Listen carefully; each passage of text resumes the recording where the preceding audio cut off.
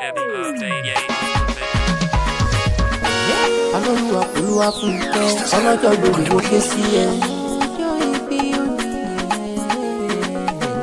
Gbogbo August pátápátá wọ́n pé kí gbọ́ kí ọ dáadáa.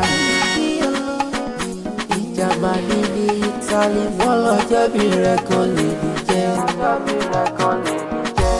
Anuoluwapo Olúwa fún kẹ́ Adéníkẹ́ mú ké sí happy birthday to you.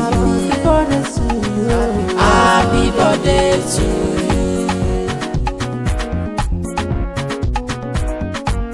Anuoluwapo àti ọkọ oríire. Ẹni ọdún tuntun babaláyé làbá kíkọ́ rire. Ọdún rẹ̀ lẹ́kọ̀ọ́ sí lónìí mo ṣe kí ọkọ oríire. Anuoluwapo Olúwa fún kẹ́ happy birthday to you. Àlọ́jọ́ pẹ́rẹ́ kan lè ní jẹ́ lẹ́bù tàbí ọ́. Ó yá mọ̀dá gànjọ́ it's your birthday.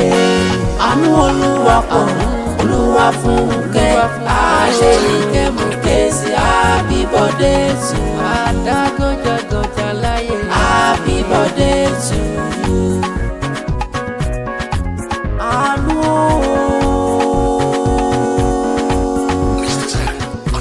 Mo kí ọ káàbọ̀ sọdún tuntun rẹ lónìí kó má fọdún eléyìí ṣàṣemọ́.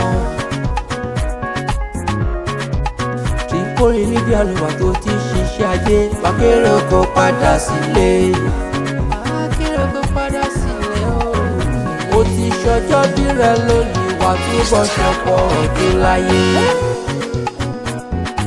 Bàbá Adéjọkẹ́ bàbá mi ti wò ké sí.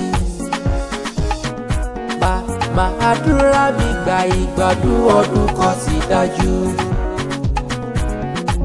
Mẹ́bí kìrìlẹ́yẹ tó bí ọlọ́mọ.